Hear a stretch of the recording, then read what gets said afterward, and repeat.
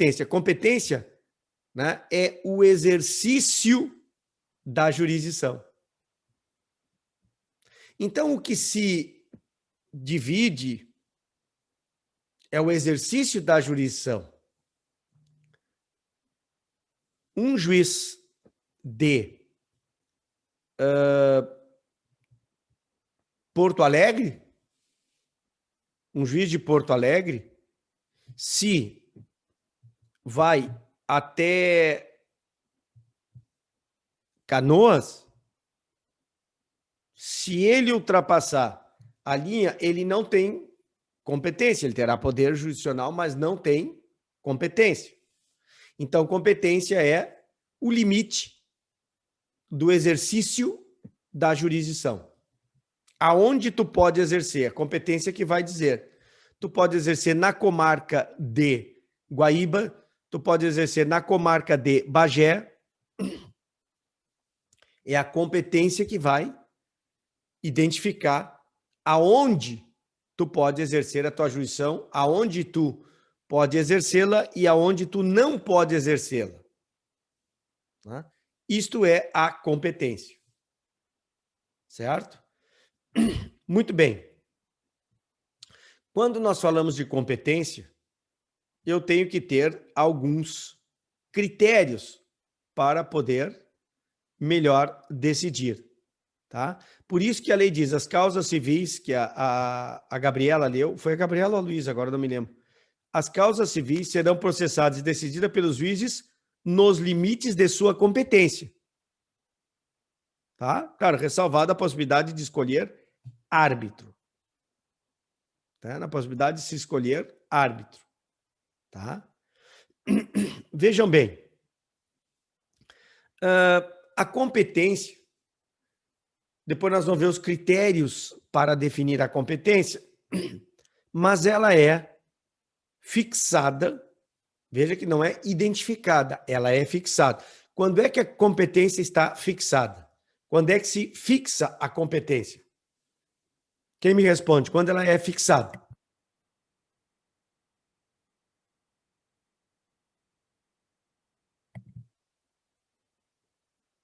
O 43 responde.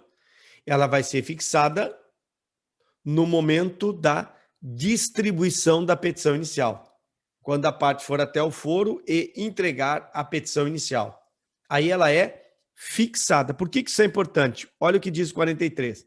Determina-se a competência no momento do registro ou da distribuição da petição inicial, sendo irrelevantes as modificações do estado de fato ou de direito ocorridas posteriormente, salvo quando suprimirem órgão judiciário ou alterarem a competência absoluta. Tá? Então, esta é a regra geral. Tá? E quais são os critérios, quais são as normas para regulamentar a competência, para dizer o que compete a cada juiz julgar? O 44 é muito claro nesse sentido. Quem me leu o 44? Eu posso ler, senhor. Por gentileza. Só um momentinho. Tá. Aqui.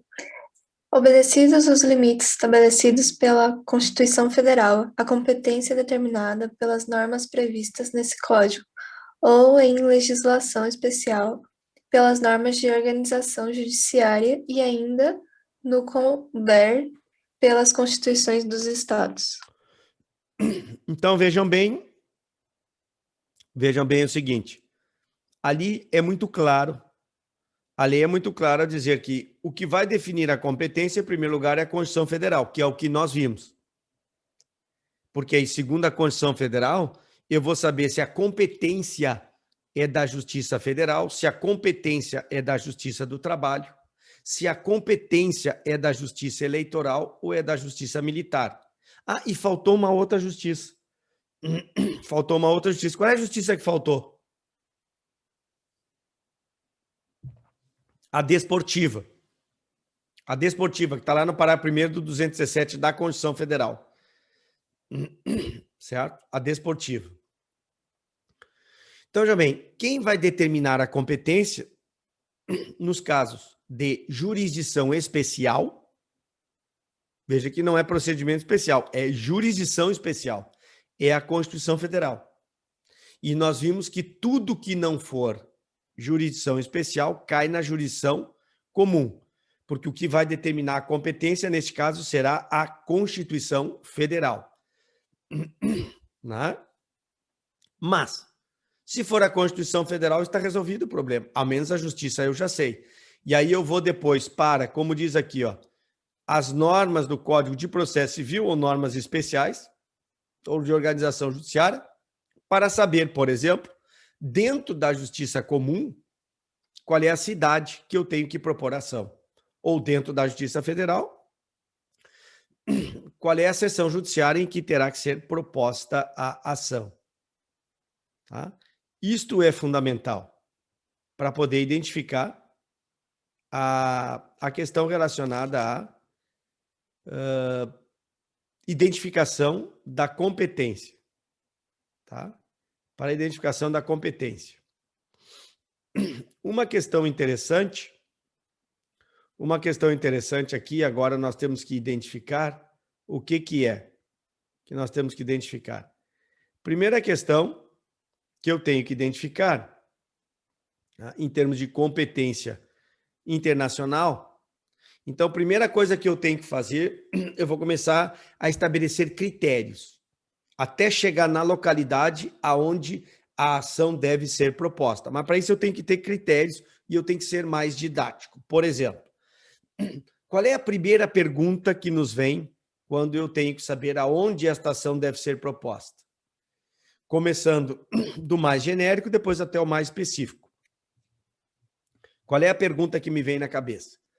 A pergunta que me vem na cabeça é a seguinte: olha, quem é que tem que julgar esta questão? Eu tenho que identificar, em primeiro lugar, se é a justiça brasileira ou se esta ação deve ser proposta numa justiça estrangeira, em jurisdição estrangeira. Então, este é o primeiro critério. Este é o primeiro critério. Vocês vão dizer, como assim, professor? Não? Veja bem, imagine que um italiano resolva comprar uma casa na praia em Angra dos Reis, no Rio de Janeiro.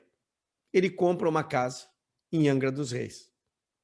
Ele é italiano, de nacionalidade italiana, mas ele trabalha numa grande empresa americana e mora nos Estados Unidos. E vem passar as férias em Angra dos Reis, com a família.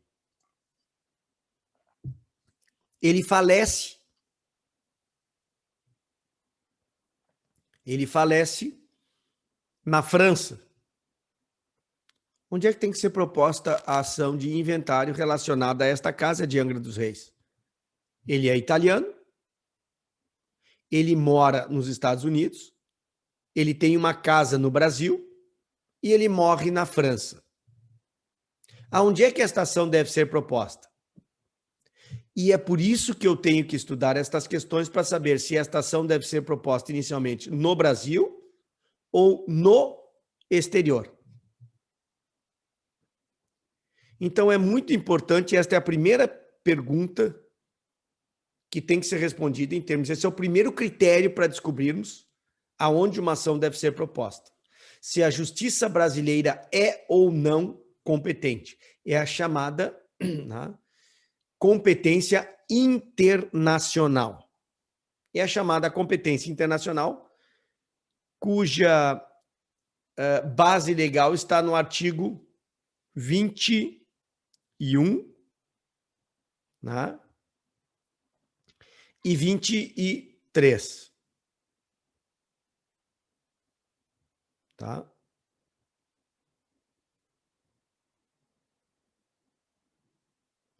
Quem me leu 21? Porque ali fala dos limites da jurisdição nacional. Então, aquelas causas serão julgadas. Eu tenho que saber se é a justiça brasileira ou se não é a justiça brasileira quem vai julgar. Tá? Então, primeiro critério, competência internacional. Competência internacional. A competência internacional, ela se divide em dois tipos.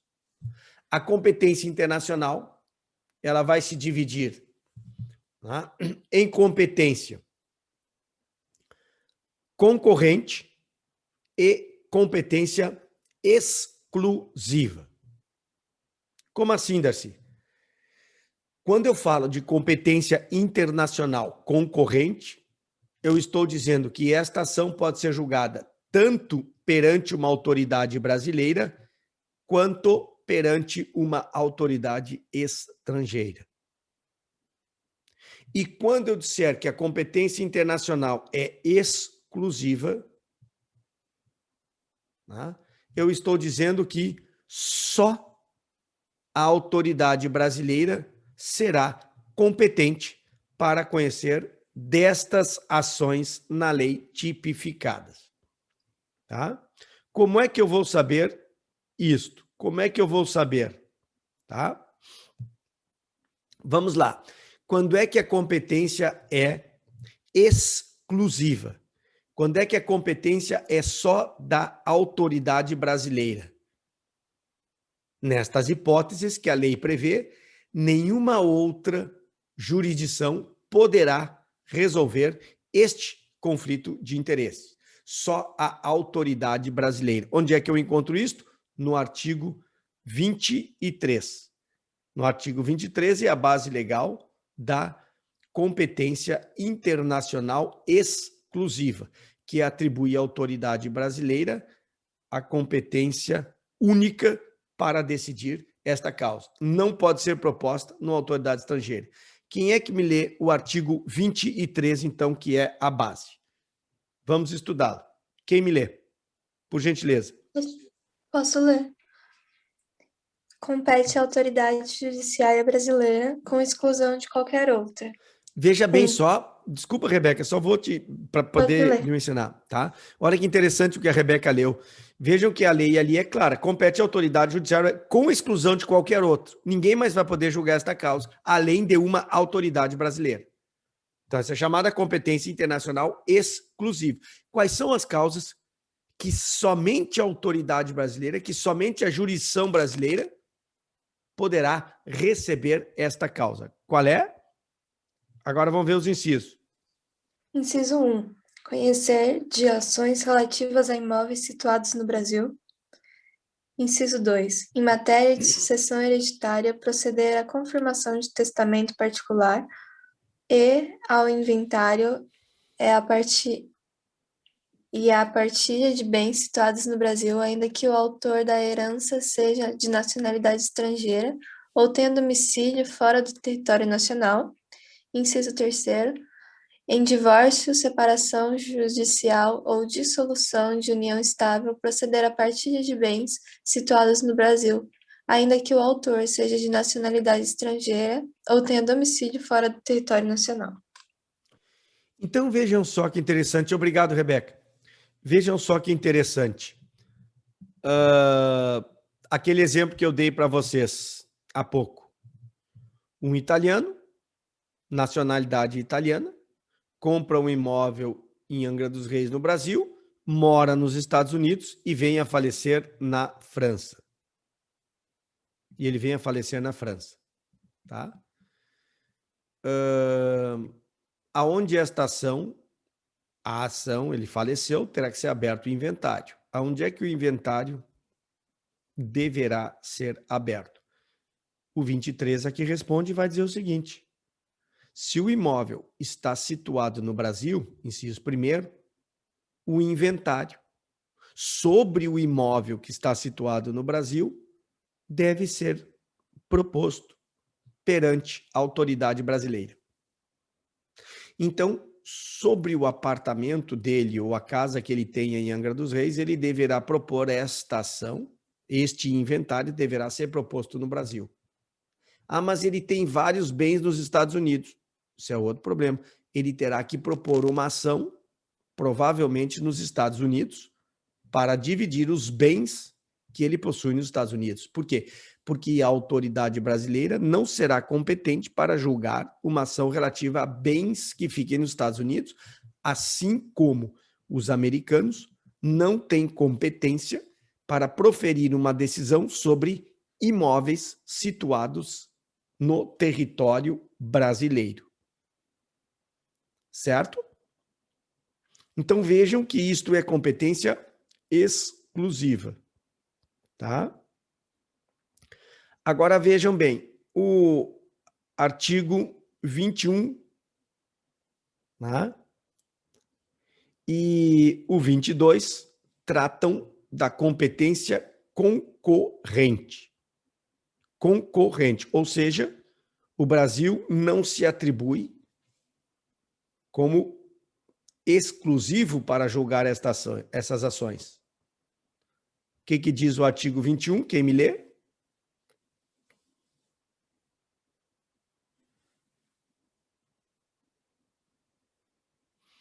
Quem me faz a gentileza de ler? Posso ler, senhor? Por gentileza.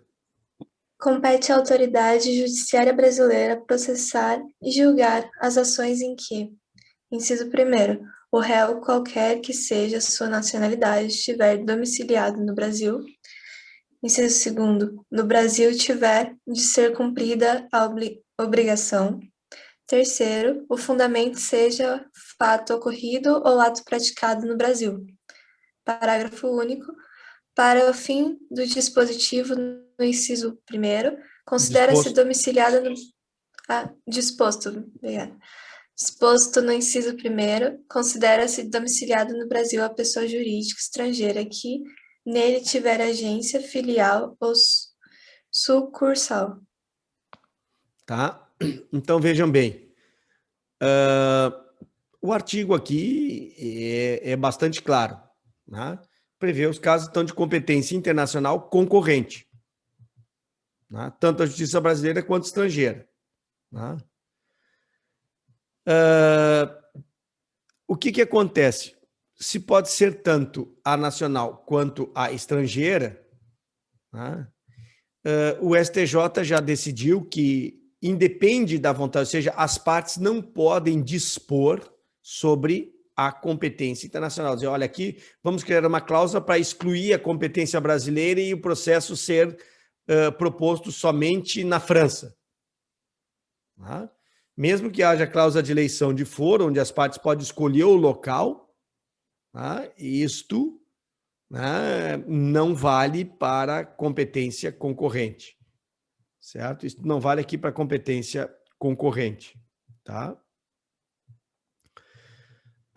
Dentro deste critério, tá? Dentro deste critério aqui, eu escolho se eu vou propor a ação no Brasil ou fora. Então, por exemplo, uma empresa, ou o réu,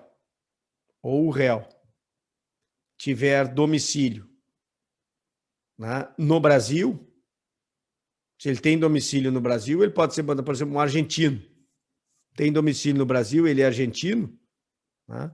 Se a questão for, por exemplo, em relação ao pagamento a uma dívida, né, qualquer que seja, pode ser aqui ou pode ser na Argentina.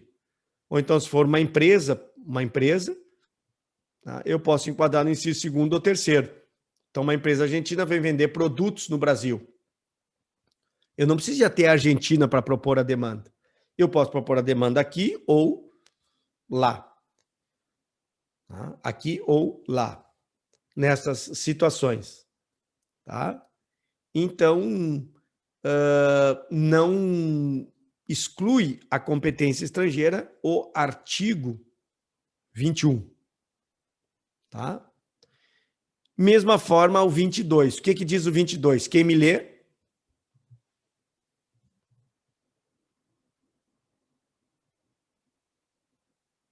Quem me lê? Eu posso ler, professor. Por gentileza. Compete ainda à autoridade judiciária brasileira processar e julgar as ações de alimentos quando o credor tiver domicílio ou residência no Brasil, o réu mantiver vínculos no Brasil, tais como posse ou propriedade de bens, recebimento de renda ou obtenção de benefícios econômicos decorrentes de relação de consumo, quando o consumidor tiver domicílio ou residência no Brasil, e em que as partes expressam tacitamente se submeterem à jurisdição nacional. Tá? Muito bem. Aqui é muito interessante, porque o 22 também permite, tá? Também permite, aqui pode se enquadrar, aqui se trata de questões de alimentos e também permite as questões relacionadas ao consumo, tá? Ao consumo, né? Relações de consumo internacional, tá? Algumas coisas são importantes, tá? Vamos identificar isto aqui agora, por exemplo. Alimentos. Olha só que interessante. Deixa eu colocar uma questão para vocês, para ver se como é que nós resolvemos. Imagine que um autor brasileiro, um jogador de futebol, tá? Um jogador de futebol, ele esteja jogando futebol, sei lá, na Espanha ou na Itália, tá? Ele está jogando futebol na Itália. Mal do jogador brasileiro está jogando futebol e isso é um caso que, em verdade, ocorreu. Mas não interessa o nome do jogador agora. Há muito tempo atrás. Ele, jogando na Itália, ele engravidou uma italiana. Ele engravidou uma italiana e voltou para o Brasil. Terminou o contrato com o clube italiano e ele voltou para o Brasil. Tá? Pergunta. Aquela criança, né, cuja mãe é italiana e a criança será italiana, né, onde é que ela pode propor a ação de alimentos? Onde é que ela pode propor ação de alimentos? Acho que no Brasil ou na Itália. Pode propor no Brasil ou na Itália. Por quê? Porque o artigo 22 estabelece que ação de alimentos, quando?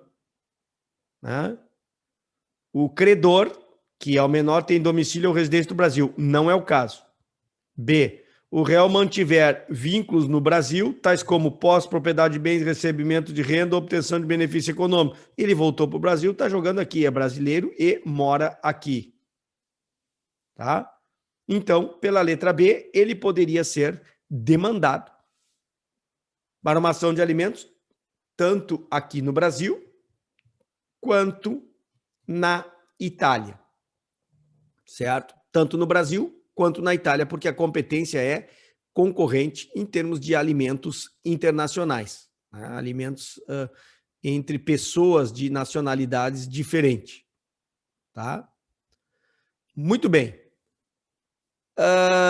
Deixa eu perguntar uma coisa para vocês. No que se refere à relação de consumo, né, se o consumidor estiver domiciliado no Brasil, consumidor, a justiça brasileira é competente para a causa, tá? Eventualmente podendo também ser competente em outros países. O STJ já decidiu as questões dessa natureza. Né? Muito bem. Agora, deixa eu fazer uma pergunta para vocês para complicar um pouco. Se a parte, vamos imaginar que este menor propõe uma ação de alimentos. Vou fazer várias perguntas. Primeira delas, se ele propuser ação de alimentos na Itália, e a pessoa e o jogador for condenado perante a justiça italiana, como é que ele vai receber esses alimentos se a pessoa mora no Brasil? Hein?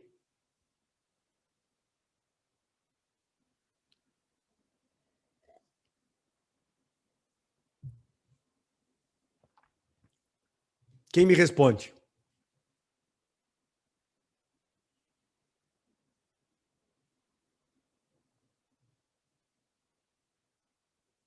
Hein? Quem me responde? Qual foi a pergunta mesmo? Para ver se eu consigo responder. Perfeito. Se ele resolve, se neste exemplo que eu dei, do menor italiano, cuja mãe é italiana, o jogador voltou para o Brasil, ele resolve propor uma ação de alimentos na Itália. Pode, vai propor ação de alimentos na Itália e o jogador vai ser condenado na Itália. Tá?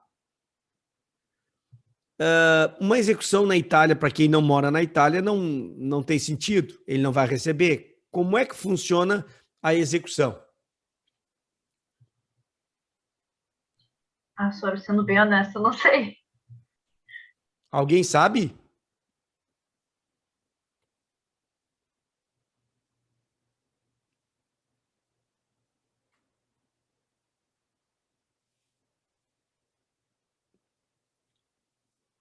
acontece o seguinte. Fale, pode falar.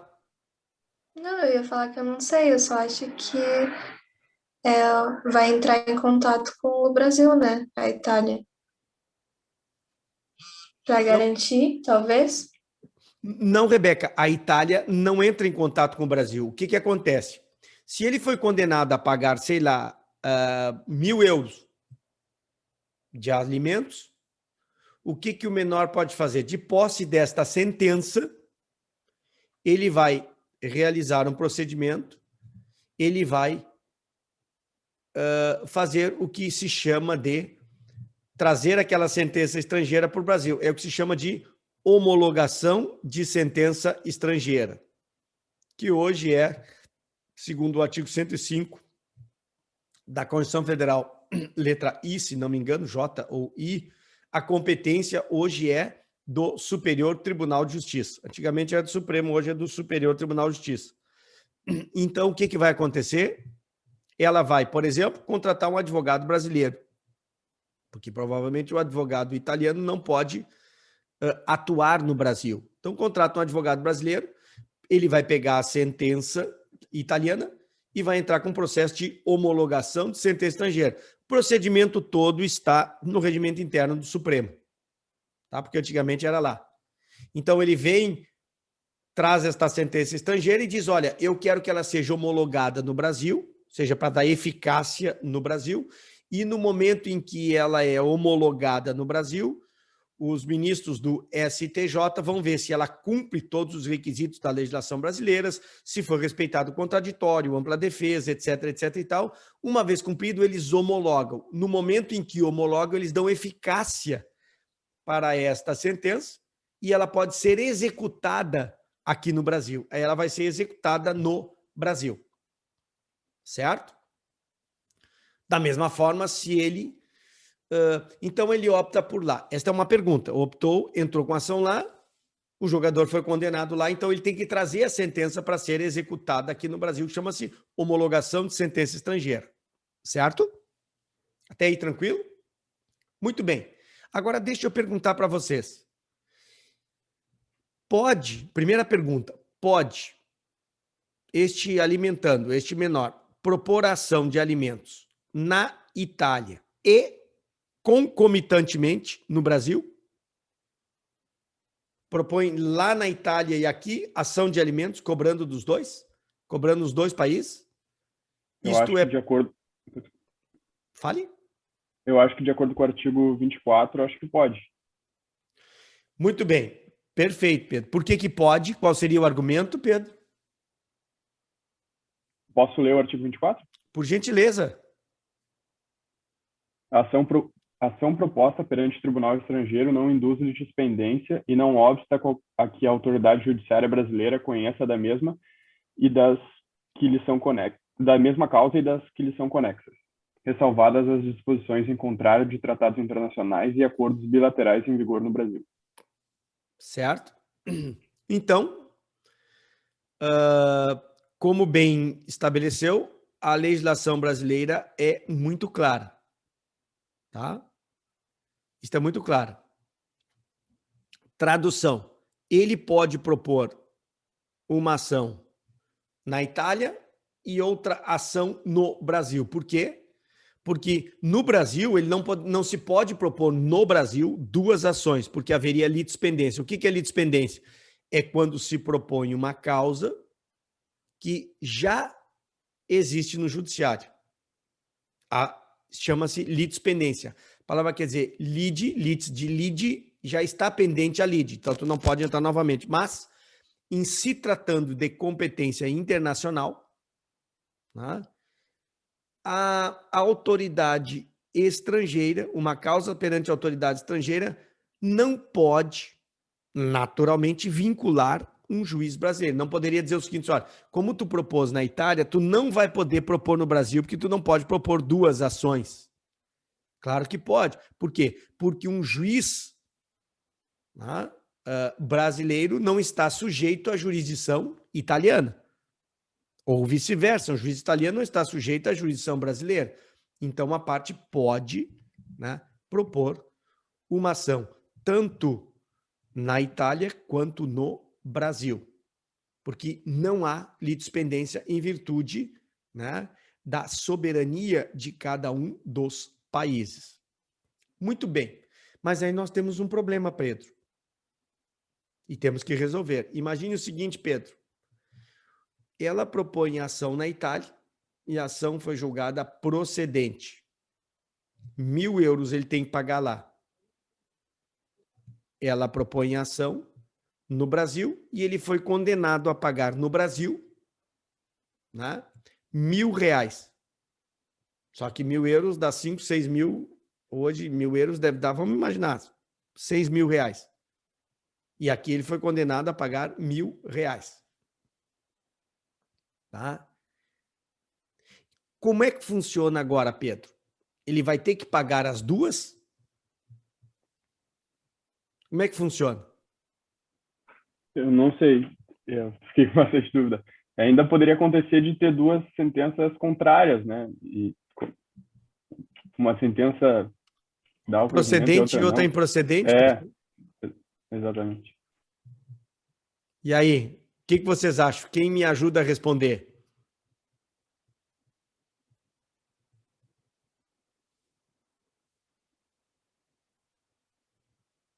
Ah? O que vocês acham?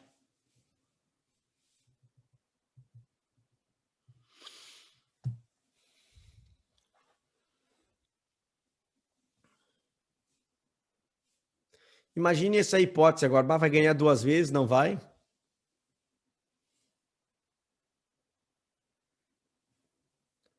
Eu acho que pode se aplicar o princípio do ne bis in idem também, nesse caso, porque ele não poderia ser condenado 2 vezes a pagar um valor. Não. Tecnicamente, ele pode ser condenado 2 vezes. O que é diferente dele ter que pagar 2 vezes.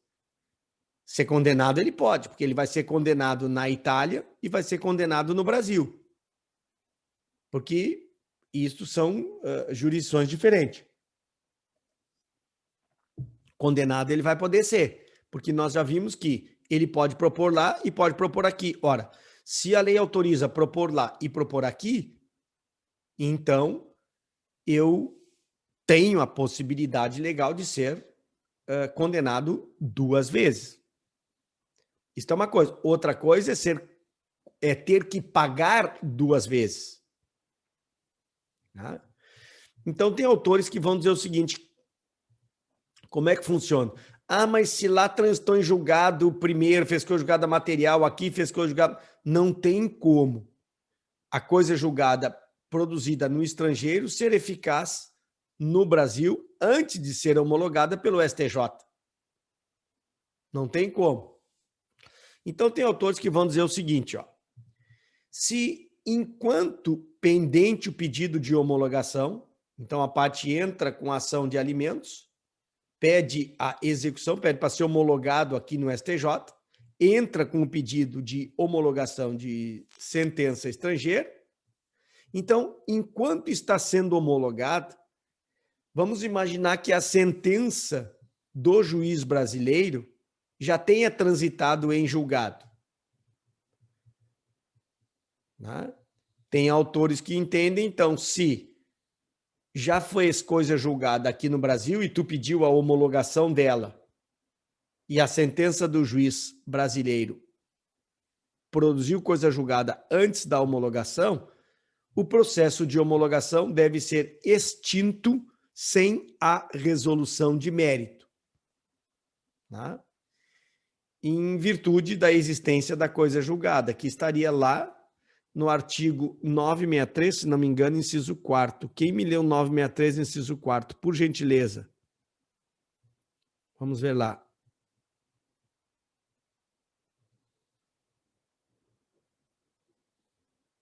Eu posso ler, senhor. Por gentileza. Constituem requisitos indispensáveis à homologação da decisão. Não ofender a coisa julgada brasileira. Certo? Então, vejam bem, para homologar, É necessário porque a homologação de sentença estrangeira está lá no artigo 960 e seguintes. Tá? Eu não vou estudar agora o processo de homologação de sentença, que é mais complicado, mas está ali no 960 e seguinte. Então, nesta hipótese, se a homologação está tramitando e a sentença do juiz brasileiro transitou em julgado, né? No nosso exemplo, o jogador vai fazer uma petição para os ministros do STJ na fase de homologação e dizer o seguinte: olha, não pode ser homologada esta decisão. Por que não pode? Porque para que ela seja homologada, não pode existir a coisa julgada aqui no Brasil. E se houver a coisa julgada, tu não pode homologar. Então, como 963 é um requisito indispensável para a homologação, não ofender a coisa julgada brasileira, né? Se já tiver transitado e julgado, se já vier a coisa julgada brasileira, a decisão do juiz no Brasil, terá que ser extinto o processo de homologação da sentença italiana, sem o STJ entrar no mérito, dizer se tem que pagar R$1.000, se não tem que pagar R$1.000 ou não.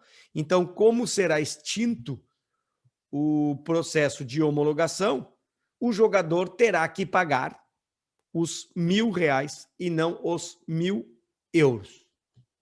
Tá? Professor, fica uma dúvida. Fale. Nesse caso, a parte contrária na Itália, que propôs a ação na Itália, ela não poderia fazer a mesma coisa na Sim. Itália? É o que eu vou colocar agora, por exemplo, vê se é isto. Ao contrário agora do que eu coloquei. Como assim? Se foi homologada a decisão estrangeira pelo STJ, né, e a ação de alimentos proposta no Brasil ainda está tramitando sobre a mesma questão, obviamente, né, então o juiz brasileiro terá que extinguir esta ação sem a resolução do mérito, como está lá no 485, inciso 5º. Quem me leu 485, inciso 5º? O que diz lá?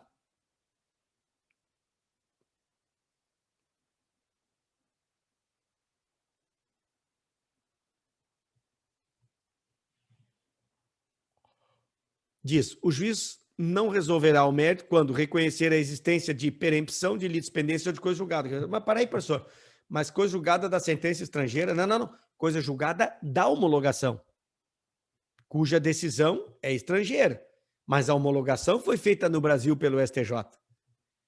Então, se a sentença italiana vier mais rápido que a sentença brasileira e for homologada primeiro, ela vai produzir coisa julgada primeiro. E se produzir coisa julgada primeiro, ela inviabiliza a análise da ação de alimentos que foi proposta no Brasil, porque já haverá coisa julgada material através da homologação. Então, só resta ao juiz, a autora italiana ou a criança italiana, o advogado dela no Brasil vai fazer uma petição para o juiz brasileiro dizendo, olha, aqui a homologação da sentença estrangeira produziu coisa julgada material.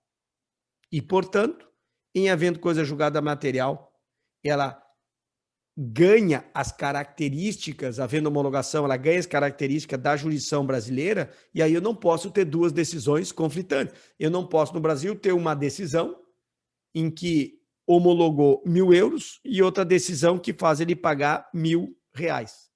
Haveria uma brutal contrariedade. Então, para evitar decisões contraditórias, é que, agora, homologada a sentença estrangeira, né, e alcançando a coisa julgada primeiro esta homologação, não resta outra alternativa ao juiz brasileiro que extinguir a ação de alimentos sem resolução do mérito em face da existência de coisa julgada da homologação de sentença da decisão italiana sobre alimentos.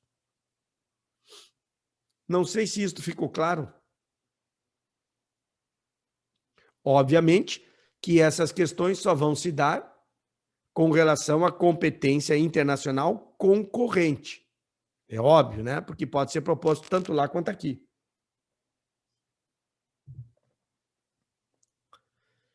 Entendido isto?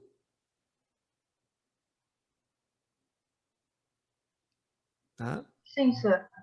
Outra questão, ótimo, outra questão interessante. Imagine o seguinte, que nesta hipótese que eu dei anterior do italiano que tinha o imóvel em Angra dos Reis e morava nos Estados Unidos.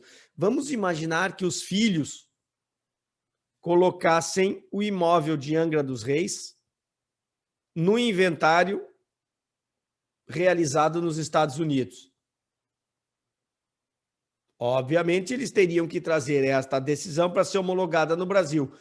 Como vocês fariam se fosse ministro do Supremo, do STJ, desculpa? Como vocês fariam?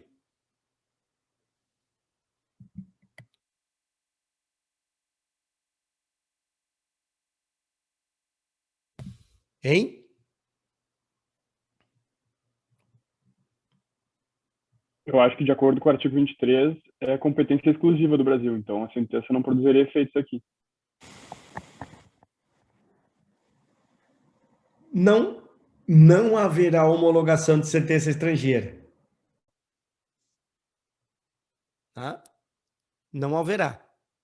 Por que não haverá? Porque o 23 diz que em imóveis a competência do Brasil é exclusiva. Ora, se a competência da autoridade brasileira é exclusiva, não pode haver homologação de uma decisão de juiz estrangeiro que trate sobre imóvel no Brasil. Tá? Não preenche os requisitos. Tá? Não preenche os requisitos. E se vocês olharem lá no artigo 964, o que diz lá? Parágrafo único. Não será homologada a decisão estrangeira na hipótese de competência exclusiva da autoridade judiciária brasileira. O Olha que 964. artigo que o senhor leu. Ah, tá. 964. 964. Estava procurando. Do CPC. Certo? Então não haverá homologação, porque a competência ali é exclusiva. Não pode haver homologação. Entendido isso aí?